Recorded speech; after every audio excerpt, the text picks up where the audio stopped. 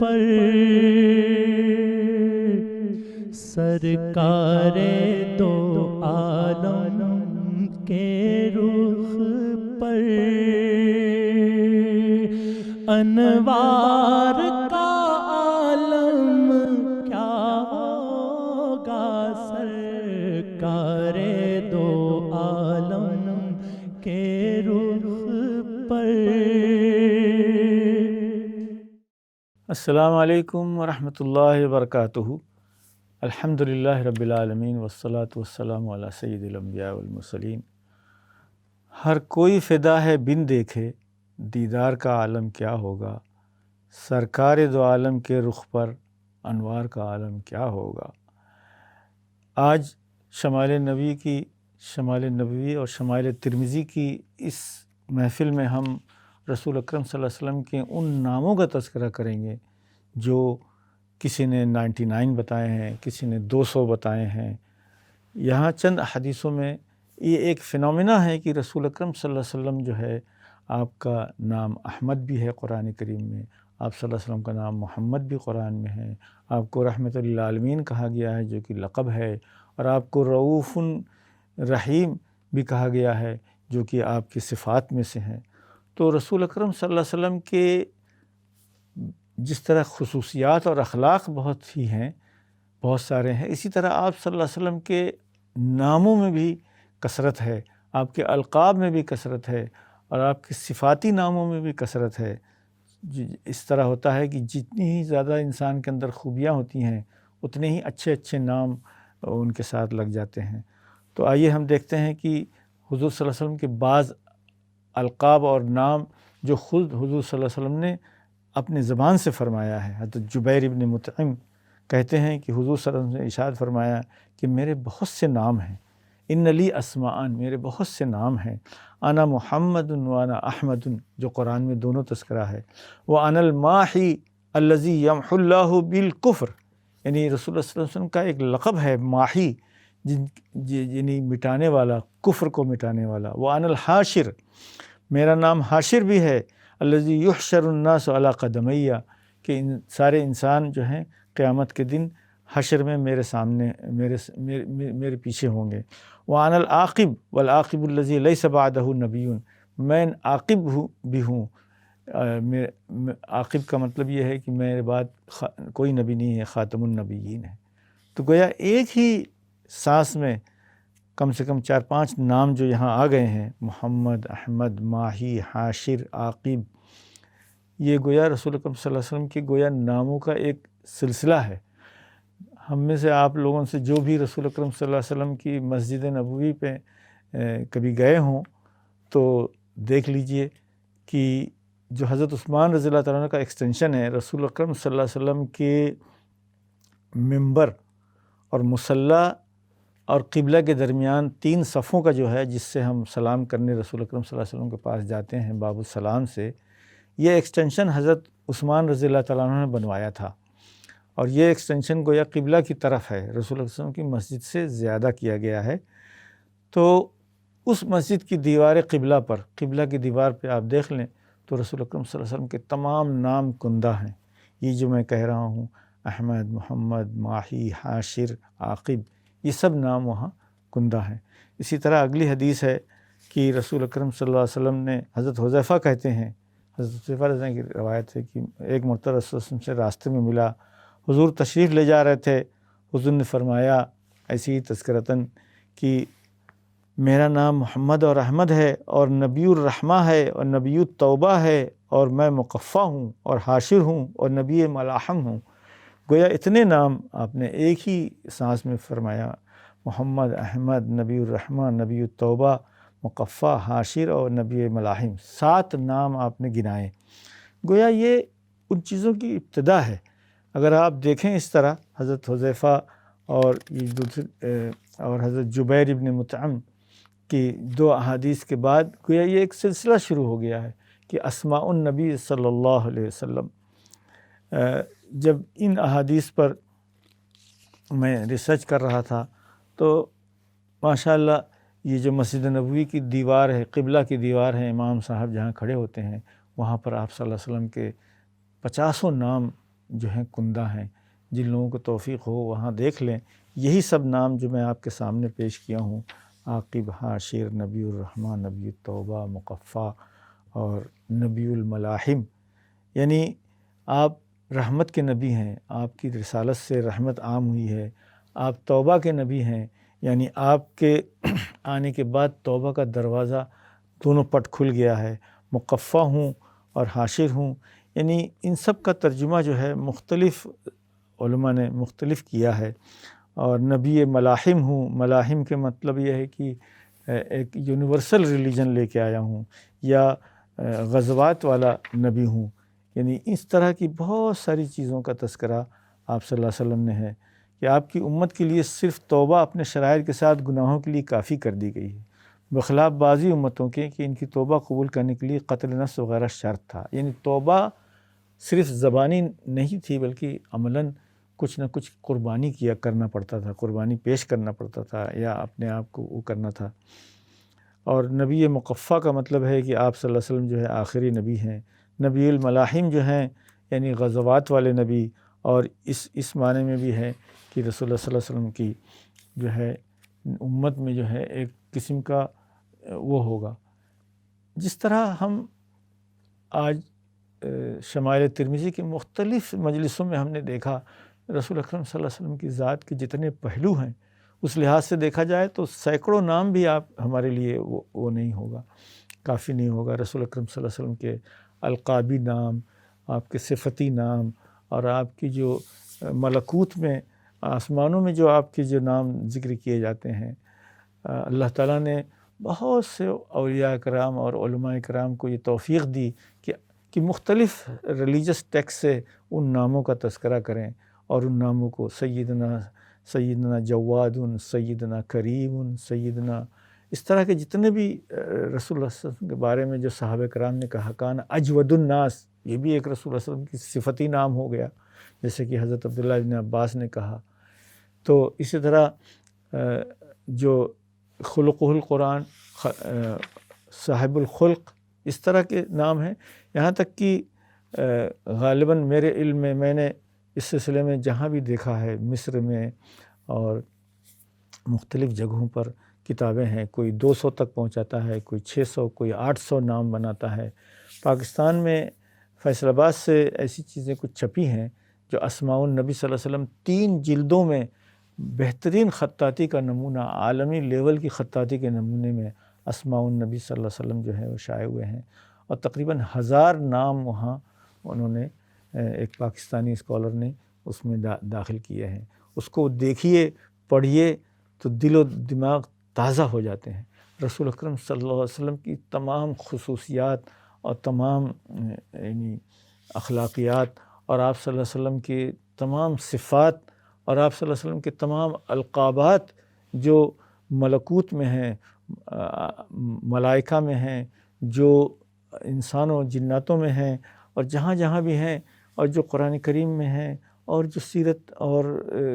پرانی یعنی آسمانی کتابوں میں ہیں، ان سب کا تذکرہ آتا ہے۔ جیسے کہ آپ نے دیکھا کہ انا الماحی وانا الحاشر وانا العاقب وانا نبی الملاحم و نبی الرحمہ،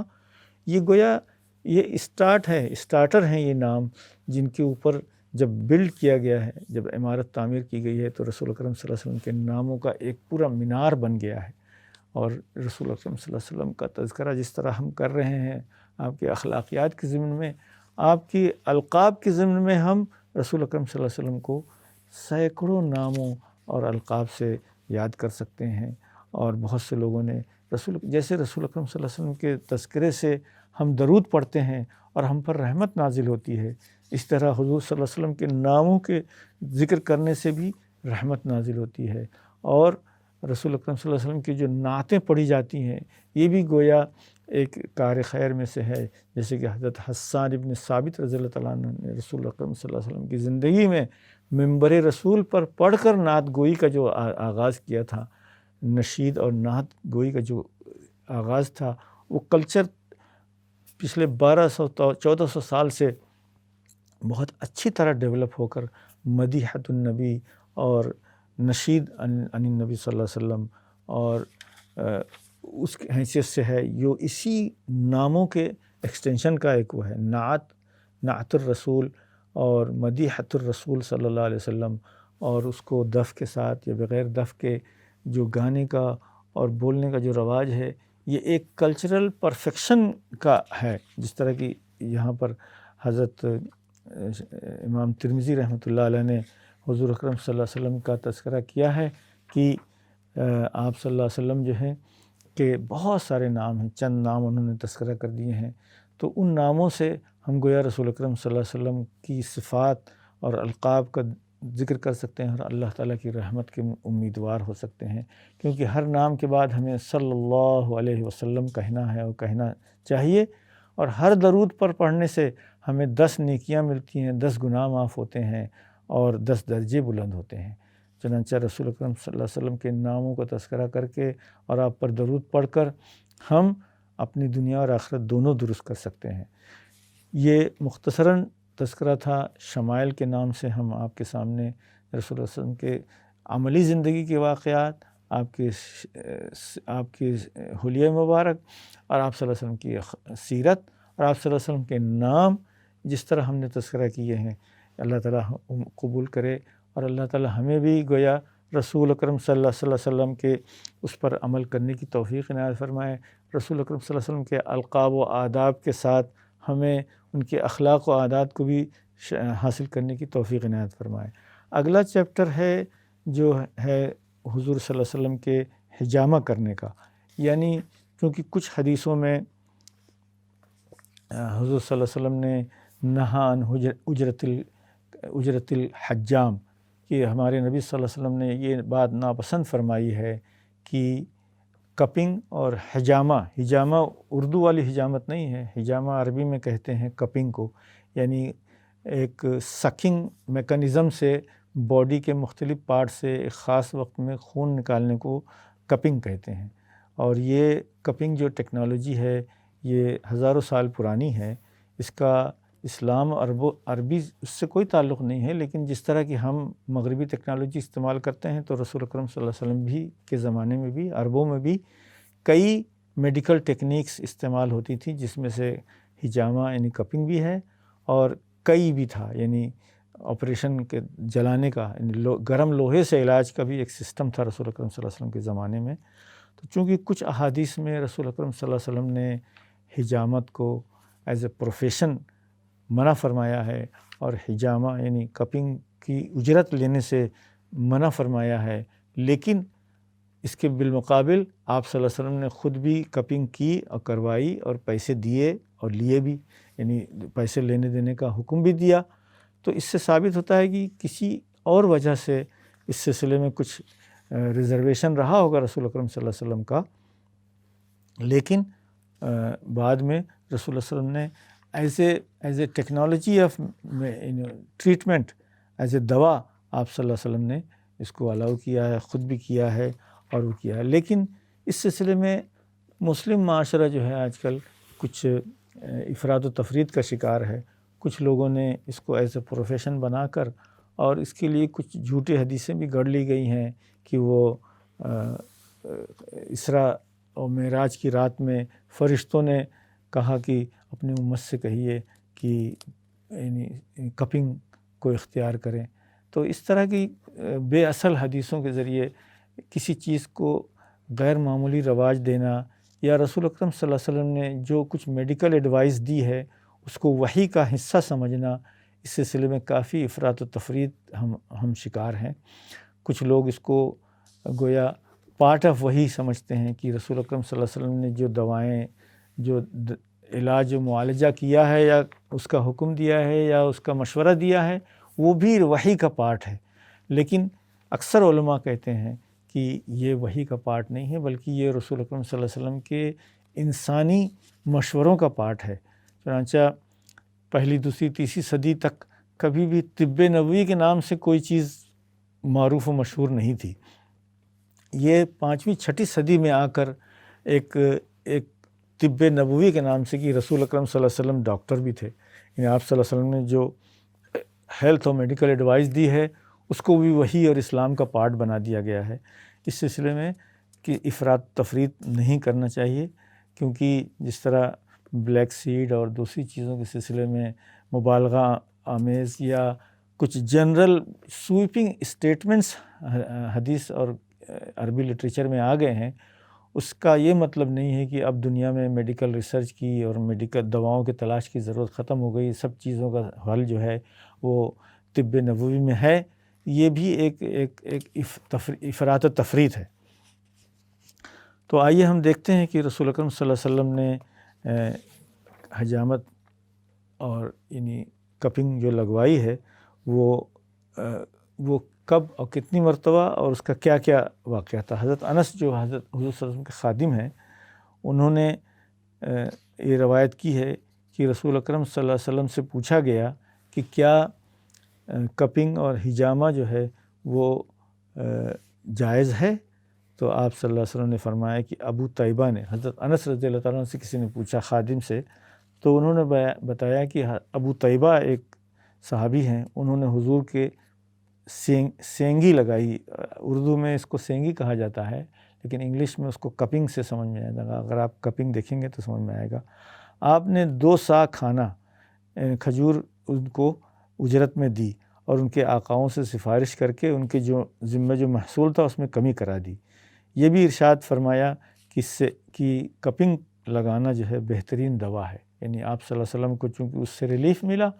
اور آپ صلی اللہ علیہ وسلم نے جب اس سے فائدہ محسوس کیا تو آپ نے کہا کہ ہاں یہ اس کین بی ریکمینڈڈ۔ تو جب حضور صلی اللہ علیہ وسلم نے خود ہی قیمت ادا فرمائی تو یہ کہ یہ چیز جائز ہے ناجائز ہے سوال ہی ختم ہو جاتا ہے، چونکہ اس میں خون کا چوسنا اور پہلے زمانے میں مینول طریقے سے ہوتا تھا کپنگ، میکینیکل سسٹم کم تھا، تو اس لیے چونکہ اس سے نجاست ہینڈل کرنا ہوتا تھا تو آپ صلی اللہ علیہ وسلم نے اس کو ڈسکریج کیا، لیکن ضرورتاً اس کو آپ نے استعمال بھی فرمایا۔ تو حضرت علی رضی اللہ تعالیٰ عنہ بھی فرماتے ہیں کہ ایک مرتبہ حضور صلی اللہ علیہ وسلم نے اپنے پچھنے لگوائے اور اس کی اجرت بھی ادا کی۔ ابن عباس رضی اللہ تعالیٰ عنہ نے بھی روایت ہے کہ رسول اکرم صلی اللہ علیہ وسلم نے گردن کے دونوں حصے کی طرف یہ کپنگ کروائی اور اس کی اجرت بھی فرمائی۔ تو اس کا مطلب یہ ہے کہ ناجائز کام نہیں ہے، لیکن یہ کوئی شرعی سینکشن بھی نہیں ہے، بس جیسے ہم بھی کسی چیز کو استعمال کریں اور اس کی تعریف کریں تو رسول اکرم صلی اللہ علیہ وسلم نے اسی طرح اس کو استعمال کیا ہے۔ ابن عمر رضی اللہ تعالیٰ عنہ کی بھی حدیث ہے، عبداللہ ابن عمر کی، کہ حضور نے کسی کو بلایا جو کپنگ کرتا تھا اور ان کی اجرت اور ان کے اور حالات جو ہے پیشہ ورانہ معلوم کیے، اور آپ صلی اللہ علیہ وسلم نے، وہ ایک غلام تھے یعنی کسی کے، تو ان کے مالک سے بات کر کے ان کے لیے کچھ رعایت فرمائی۔ اسی طرح حضرت انس رضی اللہ عنہ کی ایک اور حدیث ہے کہ حضور صلی اللہ علیہ وسلم گردن کی دونوں جانبوں یعنی گردن کے رائٹ اور لیفٹ میں شانوں کے درمیان پچھنے لگواتے تھے، سینگی لگواتے تھے یعنی کپنگ، اور عموماً 17، 19 یا 21 کی تاریخ میں اس کا استعمال فرماتے تھے، گویا مہینے کے شروع اور اینڈ میں نہیں بلکہ مڈل میں یہ کیا جاتا تھا۔ تو اس کے سلسلے میں کچھ یہ سب روایات ہیں کہ اسی طرح حضرت انس یہ بھی فرماتے ہیں کہ رسول اللہ صلی اللہ علیہ وسلم نے ایک مرتبہ سفر کی حالت میں، احرام کی حالت میں بھی حج کرتے ہوئے یہ کپنگ کروائی ہے۔ تو چنانچہ اگرچہ کچھ لوگ کہتے ہیں کہ احرام میں خون وغیرہ نکلنے کی وجہ سے اور بال وغیرہ کٹنے کے ڈر سے ذرا مکروہ بھی ہے، لیکن جائز ہے بشرطے کہ اس میں وہ نہیں ہو۔ چنانچہ یہ گویا حضور صلی اللہ علیہ وسلم کی طب میں، چونکہ خود امام ترمذی نے اپنی مین کتاب سنن میں کتاب الطب ما جاء فی طب النبی صلی اللہ علیہ وسلم ما جاء فی طب عن رسول اللہ صلی اللہ علیہ وسلم، یعنی میڈیکل علاج کے سلسلے میں جو کمنٹ آئے ہیں رسول اکرم صلی اللہ علیہ وسلم کے، اس کا ایک سپریٹ چیپٹر ہے وہاں، اس لیے اس لحاظ سے یہاں انہوں نے شمائل میں اس کا تذکرہ نہیں کیا۔ لیکن اب جب یہ بات آ گئی ہے تو میں آپ سے یہ شیئر کرتا جاؤں کہ میڈیکل سائنس اور میڈیکل ترقی جو ہے وہ ہو رہی ہے، ہوتی رہنی چاہیے۔ حضور صلی اللہ علیہ وسلم نے فرمایا ہے کہ دوا، دارو اور علاج کرو، کیونکہ اللہ تعالیٰ نے جو بھی بیماری جیسے پینڈیمک آج کل ہے اور جو کچھ وائرل انفیکشنز ہیں، جو بھی بیماری پیدا کی ہے اللہ نے اس کا علاج بھی پیدا کیا ہے۔ یہ تو ہمارے اوپر ہے کہ ہم اس کو ڈھونڈیں۔ تو رسول اکرم صلی اللہ علیہ وسلم نے بہت تاکید کے ساتھ علاج کی تاکید کی ہے کہ علاج سے پرہیز نہیں کرو، بیماری بنانے والا اور علاج بنانے والا، دواؤں کو اثر دینے والا ایک ہی ہے، ایک ہی اللہ ہے۔ اس لحاظ سے دوا دارو کرنا بھی رسول اکرم صلی اللہ علیہ وسلم کی سنت ہے، اور اسی لیے جو چیزیں رسول اکرم صلی اللہ علیہ وسلم کی طرف سے پیش کی جاتی ہیں، یا آپ صلی اللہ علیہ وسلم نے کامنٹ جو فرمایا کہ ہاں بھائی حجامہ کے ذریعے اور یعنی کپنگ کے ذریعے مجھے بہت آرام ملا اور اس کو میں ریکمینڈ کرتا ہوں، تو اس طرح جیسے انڈورسمنٹ ہے، اس کا کوئی تعلق وحی اور رسول اکرم صلی اللہ علیہ وسلم کے فرائض منصبی اور دینیات سے نہیں ہے، بلکہ یہ ایک جیسے رسول اکرم صلی اللہ علیہ وسلم نے کھجور کے یعنی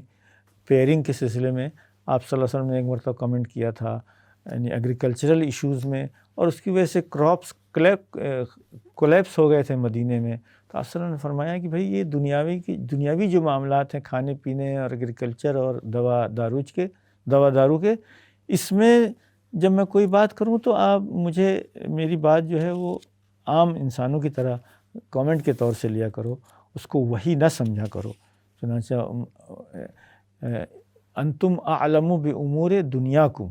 دنیاوی اور علاج معالجہ اور دوسری چیزوں کے معاملے میں انسانوں کا تجربہ جو ہے وہ زیادہ مفید ہے۔ اس کو رسول اکرم صلی اللہ علیہ وسلم کے ساتھ لگانا اور رسول اکرم صلی اللہ علیہ وسلم کو گویا ایک ڈاکٹر بنانا، یا آپ صلی اللہ علیہ وسلم کی وحی کے ذریعے یہ سب بتا رہے تھے، اس کو کہنا ایک کافی مبالغہ آمیزی ہے، اور اس سلسلے میں ہم افراط و تفرید کا شکار ہیں۔ چنانچہ طب نبوی کے نام سے ہم جو ہیں اپنی یعنی گریک میڈیسن یا ہربل میڈیسن کو بھی طب نبوی کے کھانے میں ڈال دیا جاتا ہے، جو کہ بہت بڑی ناانصافی ہے۔ یہ رسول اکرم صلی اللہ علیہ وسلم کی وحی کے ساتھ جو ہے ناانصافی ہوگی، لہٰذا ہمیں ایک بہت ہی بیلنس اپروچ کی ضرورت ہے کہ طب اور میڈیسن جو ہے اس کا تعلق وحی سے نہیں ہے، بلکہ یہ عربی معاشرے اور عربی تجربات کے اوپر ہے۔ چنانچہ حضرت عائشہ رضی اللہ تعالیٰ عنہ سے حضرت عروہ نے پوچھا کہ او مائی عائشہ،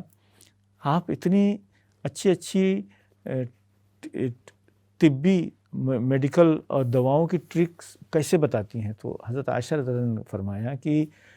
صلح حدیبیہ کے بعد 4 سال تک مدینے میں پورے عالم عرب سے وفود آتے تھے، اور ایک سے ایک ماہر لوگ ہمارے یہاں مدینے میں آتے تھے، اور وہ لوگ اپنے ٹپس اور اپنے تجربات اور یعنی